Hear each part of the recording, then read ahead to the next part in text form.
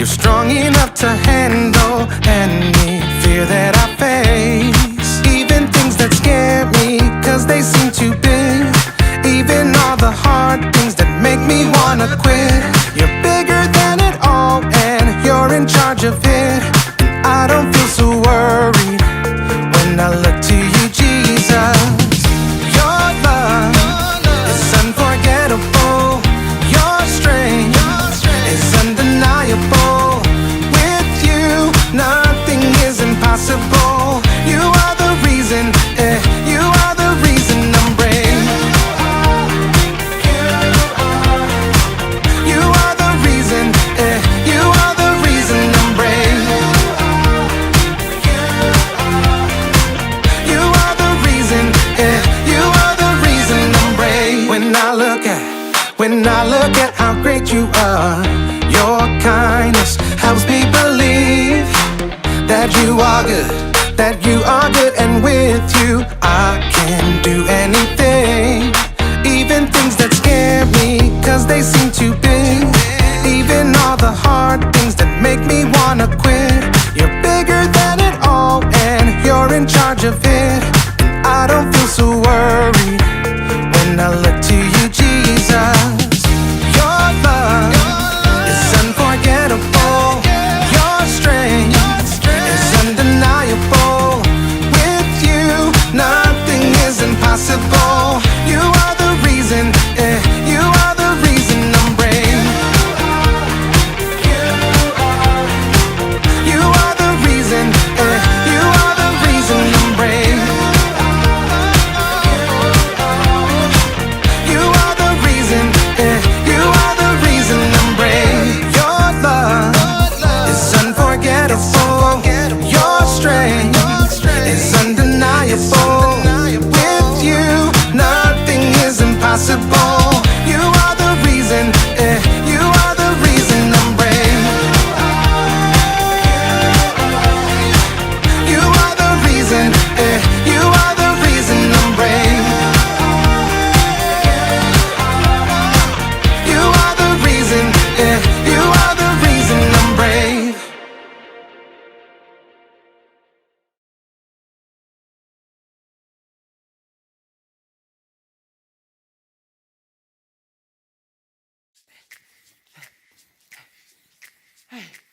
Welcome to the Story Lab. This week we're talking about integrity while we take a look at the tale of two trees. I wonder if either tree has a tire swing.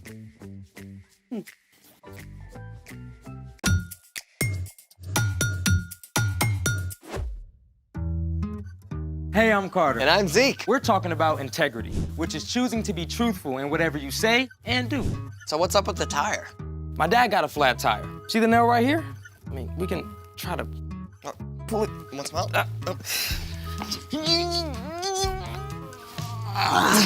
It's like Excalibur. That's not coming out. What's it doing in here? I figured we can use it for something. Tire swing. Dog bed. Workout equipment. Come on, you can do it. I don't think I can do it. You got it. Getting ripped. Our guest today knows his way around a tire. In fact, he's an expert on cars. Seriously? So cool. Yeah, his name is Mike, and he's a mechanic who lives in Ontario. Well, when do we get to meet him? Right now. Hi, Mike. We are so excited to have you on the show with us today. Hey guys, pleasure to be here. So we're gonna ask you a couple of questions today, Mike. But first, we know you're a mechanic, but What does a mechanic actually do? Well, just like a doctor, takes care of the body and makes sure, you're healthy when you're sick, I'm kind of like a car doctor. I take care of cars and I make sure when they're not working well, I get them back up to speed. okay, so how did you get interested in working with cars? Well, it kind of has started as a kid. I've always been interested in small motors and fixing and repairing things. And as a kid, I loved fixing bikes. How would you get started as a mechanic? Well, I actually started at a dealership when I first wanted to be a mechanic. I was fixing cars, but over time, they wanted us to, I felt the pressure to make repairs that really customers didn't really need. and do things that, it's not really needed or the customer didn't really want it. So I just didn't feel comfortable that way. And I actually had somebody tell me that I had to be one person at the dealership and one person at home. And that wasn't okay with me. So I left and I went to a smaller shop. Here, I get to take care of the customers. I do exactly what they want and exactly what we say we're going to do. I do quality work and they're satisfied. So, Mike, we can see that you're kind of at a shop right now. So tell me about some of the things that you guys are working on right now. What type of cars? What are you doing to the insides? Just give me those details. We get to work on everything here at our shop, from small cars to trucks to lawnmowers. Right now, I'm working on this car sitting right here. The customer wants me to make sure that their car is working exactly as it should. So I will check things like here, this is the air filter, where I would make sure that the car's air filter is clean and the engine can breathe. And here, this is the dipstick where the engine oil goes in. It's like the lifeblood of the engine. If it's not good, the engine will not work well. And also, the battery. This is a very essential part of the car. You have to make sure that the battery's in good working order and these connections are nice and tight. Because if they're not, the car may not even start at all. Can you talk more about what it takes to get a car to run really, really well? The best part of it all is you have to take care of what's on the inside. If you don't, eventually the car will break down and maybe not even work at all. So, Mike, we know you love working on cars, but we gotta ask, what is your favorite kind of car? Classic cars and hot rods. I absolutely love them. When I'm driving down the road with my kids, we make it a game to pick them out, point them out, check the colors, and really just love the sound of the old hot rods. These cars are awesome. Well, thank you so much, Mike. Your job is so awesome, and it was a pleasure talking to you today. Thanks, guys. Wow, it's like I've got a whole new perspective on what's inside. Speaking of which, it's time for The story before the story. Today we're in the book of Luke. When God sent Jesus as a baby, angels announced his birth. But for most of his life, Jesus lived quietly and faithfully, loving God and loving others. Around the time Jesus was 30 years old, he came to the Jordan River. God's voice spoke from heaven. "You are my son, and I love you. I am very pleased with you." Soon after, Jesus began to travel from town to town, teaching and healing. He chose a group of friends to share life with him.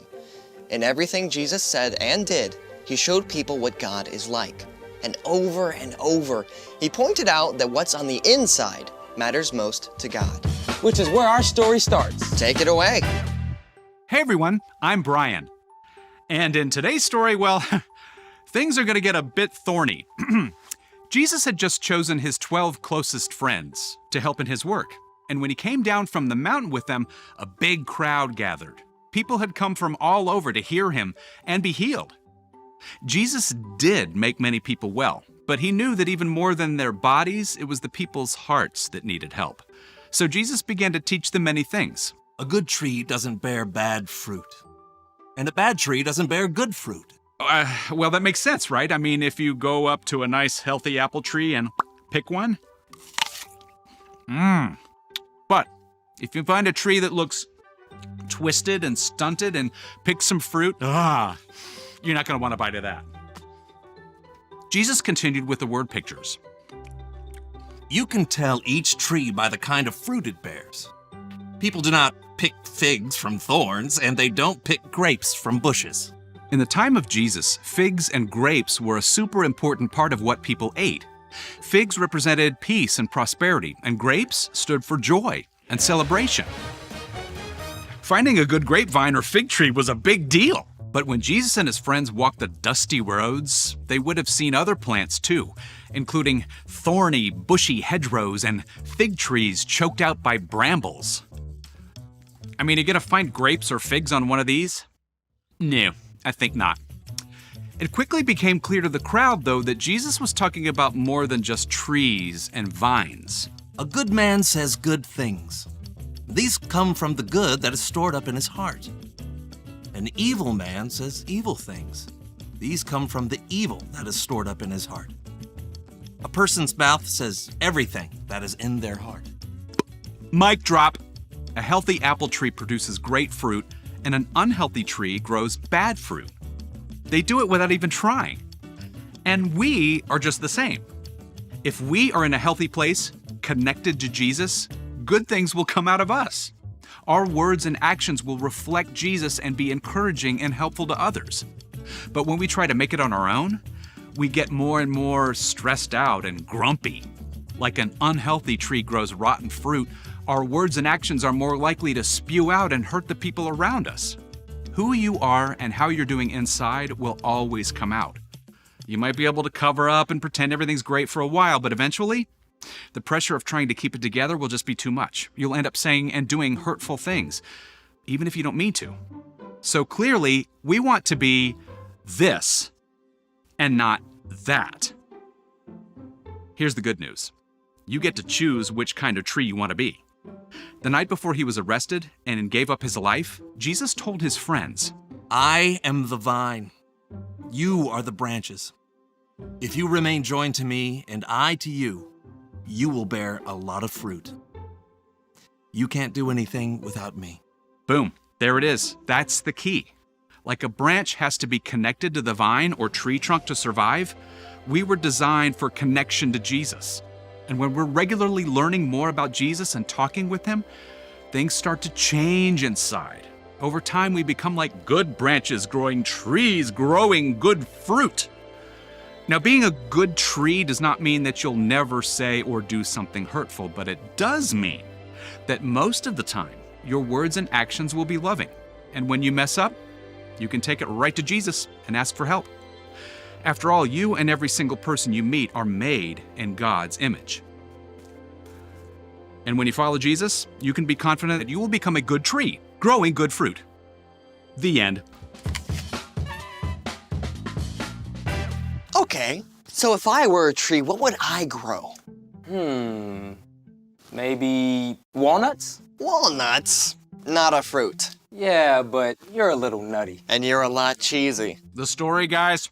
Right. Well, whatever kind, I want to be a good tree. So what's our part in the story? Well, it starts with a choice. You don't live with integrity by accident. The journey begins by choosing to follow Jesus and then to stay connected to him.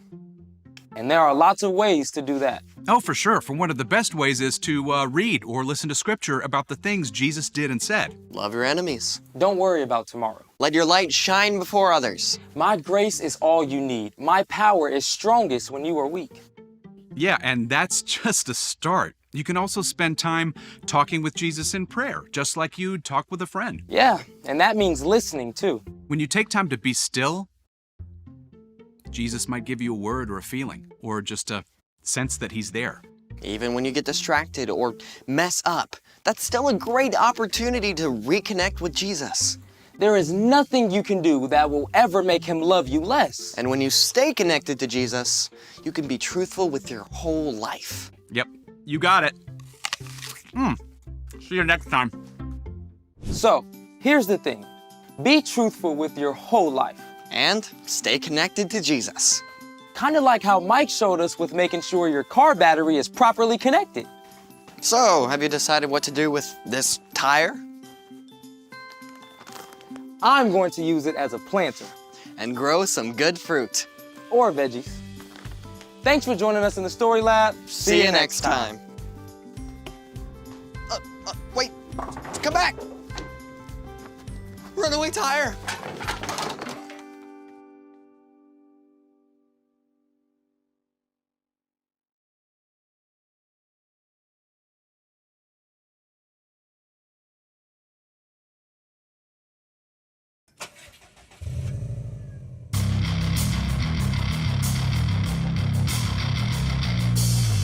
Gentlemen, head to your race cars.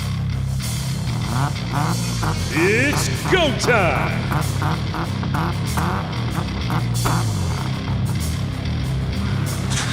Go time.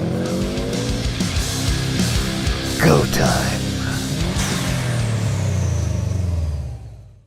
3, 2, 1, go! I win!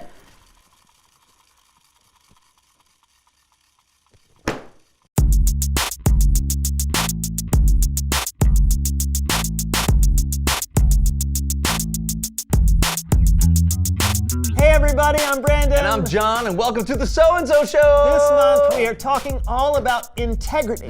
When you have integrity, that means you can be trusted. Really? You think you can just come out right out of the gate and announce a big spoiler just like that? Yeah, I think I just did. Well, tell me more. Who do you think is the most integritous person you know? That is not a word. Sure. Okay, fine. Probably my barber. You sure about that?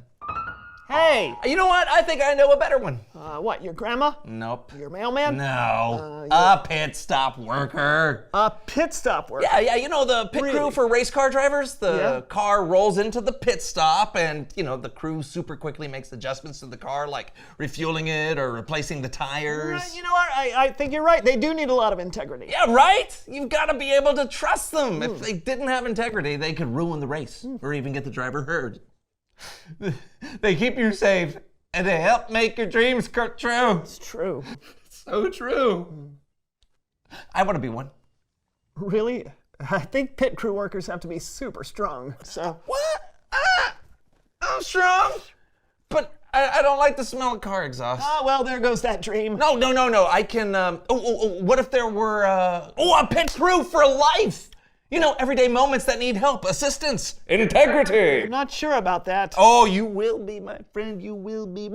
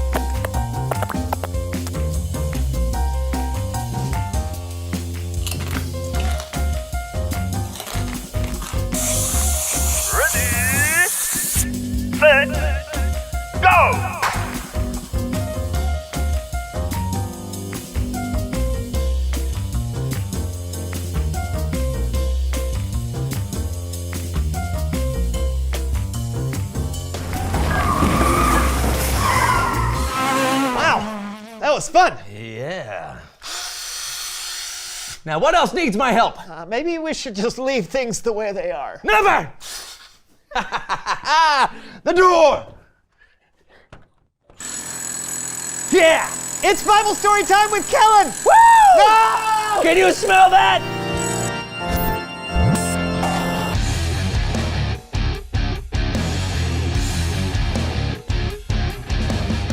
Hey guys! Hey, Kellen. You know what I like about you, Kellen? You're integritous. Thanks, but that's not a word. Still? Okay, fine. But I see where you're going, and I like it. So what do you have for us today, Kellen? Well, I'm glad you asked. Today is all about fruit. You guys like apples, bananas, oranges? Yeah. Definitely. The only way you get fruit is because it grows on a fruit tree. When Jesus was on earth, a lot of the people he met and talked to were farmers and people who knew all about growing fruit trees.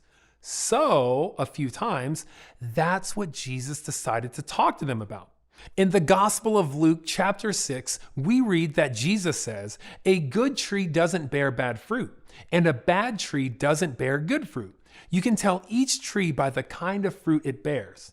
People do not pick figs from thorns, and they don't pick grapes from bushes."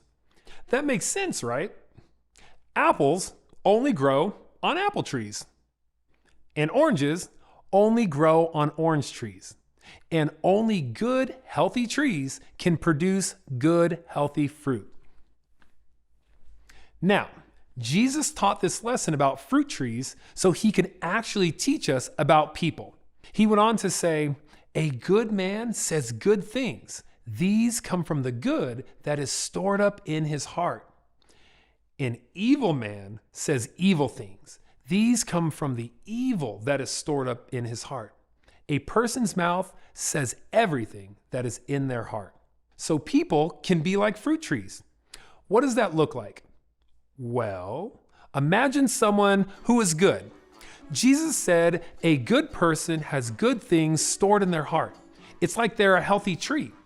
And just like good fruit comes from a healthy tree, good things come out of someone with a healthy heart. Things like kind words, encouragement, and honesty. But there's another kind of person. When a tree isn't healthy, it won't produce good fruit. In the same way, Jesus said that evil things come out of someone with an unhealthy heart. Things like lies, insults, and hateful words. So, which kind of person would you rather be? Someone who is good, right? Well, then that's the kind of fruit you should bear. You should actually be kind and good. Now, I get it. Sometimes that's more easily said than done. But it's a good thing that Jesus had more to say about the matter. In the Gospel of John, chapter 15, Jesus says, "I am the true vine. My Father is the gardener." So picture this with me. Picture a big vine growing in a garden. There are so many branches connected to the vine, and some of those branches are bearing fruit and others aren't. Now imagine that Jesus is this big vine and that God is the gardener. Jesus said, "God cuts off every branch joined to me that does not bear fruit. He trims every branch that does bear fruit so that it will bear even more fruit." So God takes care of the vine and the branches that are attached to it. Remember, the vine is Jesus, and the branches Jesus was talking about are you and me. Next, Jesus says, "Remain joined to me, just as I also remain joined to you." No branch can bear fruit by itself. It must remain joined to the vine. In that same way, you can't bear fruit unless you remain joined to me. So as long as the branches stay connected to the vine, they'll continue to bear more and more fruit. Did you catch that? You don't have to try to have good fruit on your own. In fact, Jesus says that it is impossible for you to do it by yourself. But when you lean on Jesus, when you stay connected to Him in relationship and obey His commands to love one another, you will bear good fruit. Things like love, kindness, peace, and my favorite, joy. Jesus believes in this so much that He kept going, telling His disciples again, "I am the vine, you are the branches. If you remain joined to me and I to you, you will bear a lot of fruit. You can't do anything without me." This is an amazing promise from Jesus. He doesn't say you might produce fruit. He says you will. Then Jesus added, "When you bear a lot of fruit, it brings glory to my Father. It shows that you are my disciples." And just like a branch getting nutrients from the vine, when we stay connected to Jesus, we get the love and nutrients we need to have healthy hearts that produce good fruit. That is beautiful. It really is. You know, it's helpful to learn that the way to have a healthy heart and good fruit is by staying connected to Jesus. Exactly. Jesus never leaves us, and we can always be connected to Him. We can receive His love in our hearts, ask Him to help us, and follow His example of how to love people well. That's amazing. Thanks, Kellen. Anytime. See ya. Bye, Kellen. You know, I wonder what kind of tree people would see me as. Well, hopefully a good one. Yeah. Instead of an apple or orange tree, would people describe me as a kindness tree or a joy tree? I think you can have a lot of good types of fruit. Oh. But that's a good thought. Reveal the question. How do you want people to describe you? Yeah. Do you want to be described like a pit crew member, helpful and trustworthy? Or perhaps as someone who is patient and kind. Yeah, or funny or generous. Yeah, there's lots of examples of what fruit could look like. It all comes down to your actions. Yeah, the way you act reflects who you are. So it's good to choose actions that are true to you. Yeah, and who Jesus helps you to be. Yes. Think about it, talk to somebody, and we'll see you next time. I'm Brandon. And I'm John, and this was the So and So Show! Yay! Ooh, hello. Yep, I could not. I got something for you. Are you ready? I'm ready. It's a game. Yeah, it's a game? Sort of. I like But it's also life. Is it the game of life? No. All right. What am I? A statue? No. What kind of tree am I? I gotta bear good fruit, right? Sure. Palm tree? No. I do have palms though. Oh, good. Yeah, but That was close. I'm not a palm tree. Pear? No. Pear tree? No. You know it's a metaphor, right? You're not actually a tree. Oh, I did it! I'm an apple tree! Where did that? Yeah, I knew I loved apples. See, look at that. Go! How are you doing this? Oh, and a banana. I got a banana. What's a metaphor? Is that the one with as or like?